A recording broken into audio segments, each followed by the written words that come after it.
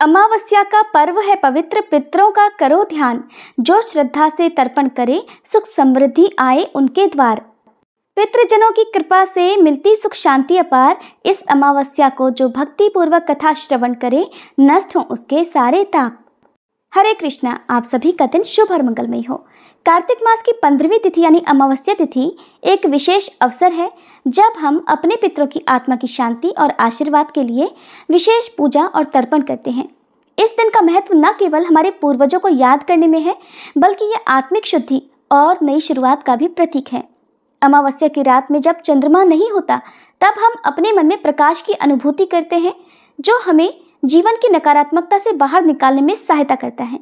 ये दिन हमें हमारे पूर्वजों से जुड़ने और उनके आशीर्वाद को प्राप्त करने का सुअवसर भी प्रदान करता है। और आज की ये कथा हम सबको सिखाएगी कि कैसे हम अपने पितरों को सम्मान देकर उनके आशीर्वाद का लाभ उठा सकते हैं। तो आइए प्रिय श्रोताओ, मन में श्रद्धा और प्रेम के साथ आज की इस पवित्र कथा का शुभारंभ करके अपने पितरों को समर्पित करते हैं। इससे पहले के अध्याय में देवर्षि नारद ने राजा पृथु को विष्णु शर्मा नाम के ब्राह्मण और राजा चौल की कहानी सुनाई थी। इतनी कथा सुनाने के पश्चात देवर्षि नारद जी ने कहा, हे राजा पृथु, अब मैं आपको भगवान के मंदिर में दीपदान करने और मार्जन अर्थात झाड़ू लगाने का महात्म्य भी सुनाता हूँ, जो एक समय मुझे स्वयं श्री ब्रह्मा जी ने सुनाया था। अत्यंत गोपनीय इस कथा को आप भी ध्यान पूर्वक सुनिए। अत्यंत प्राचीन काल की बात है।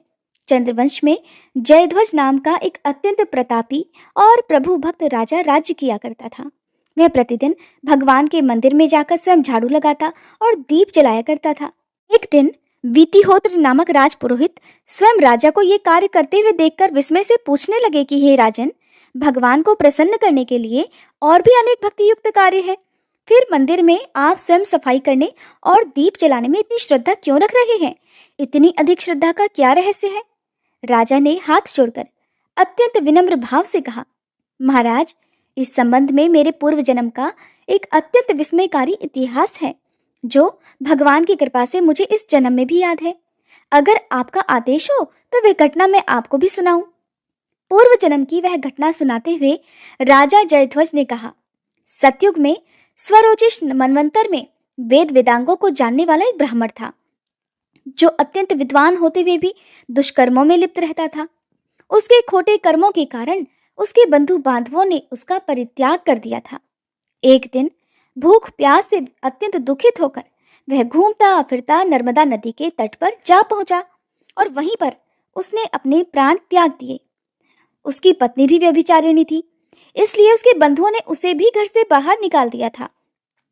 उसी के गर्भ से अत्यंत पापी मैं उत्पन्न हुआ। उस जन्म में मेरा नाम दंडकेतु था।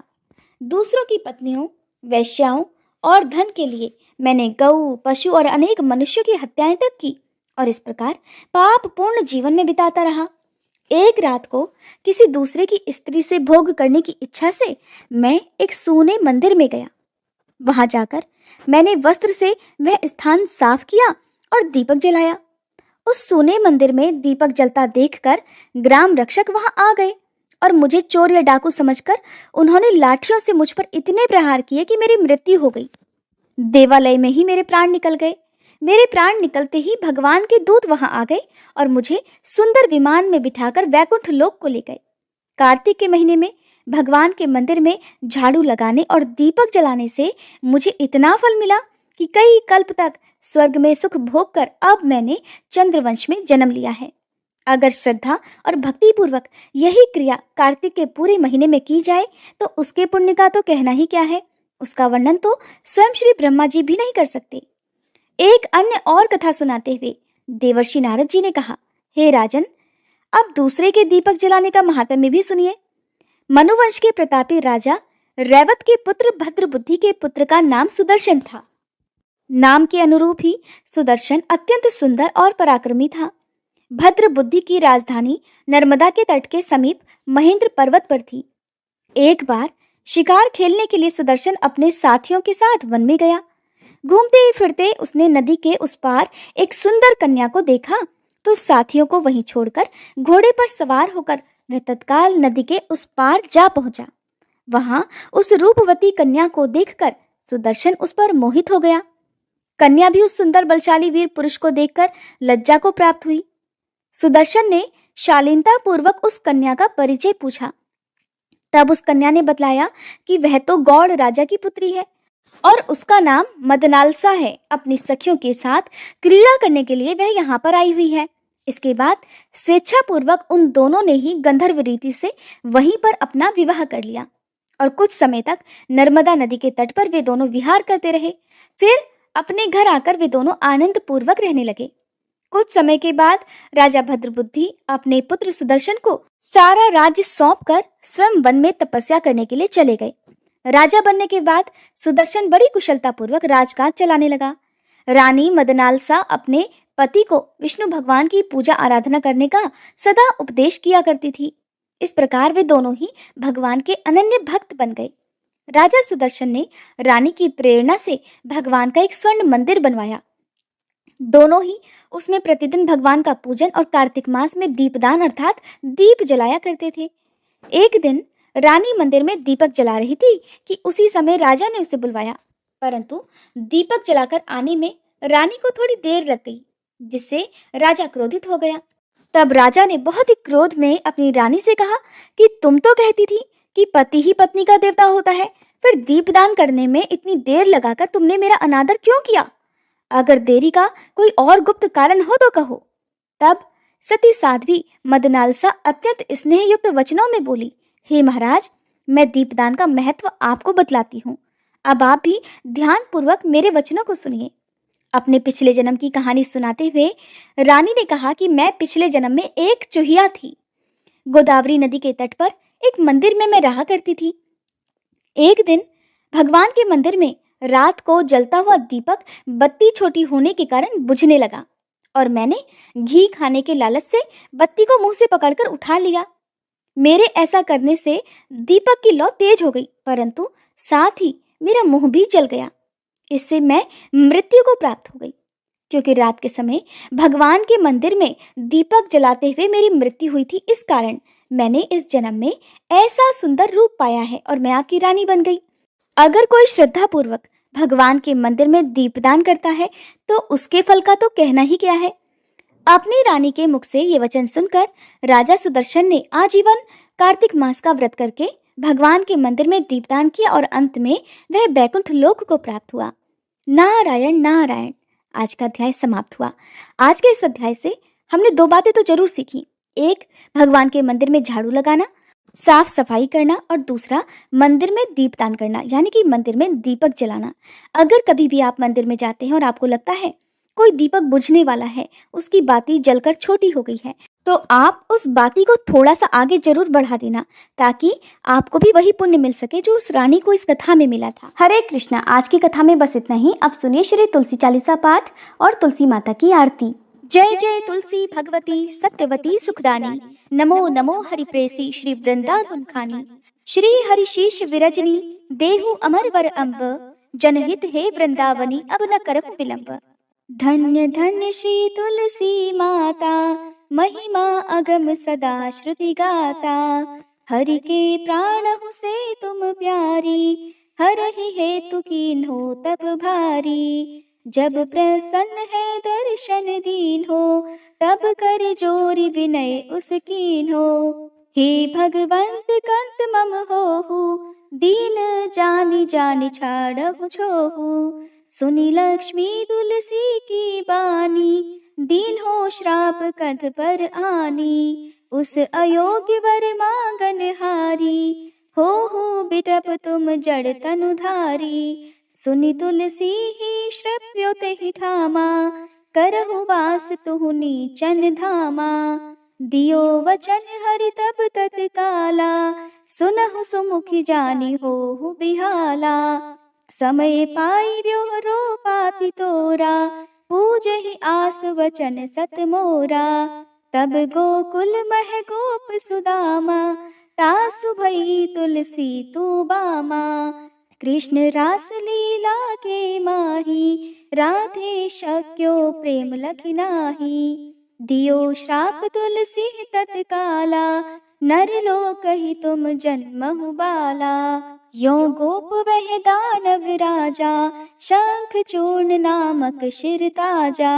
तुलसी भई तासु की नारी, परम सती गुण रूप अगारी। अस द्वै कल्प बीत जब गयहु, कल्प तृतीय जन्म तब भयहु। वृंदा नाम भयो तुलसी को, असुर जलंधर नाम पति को। कर अति द्वंद अतुल बल धामा, कीन्हा शंकर से संग्रामा।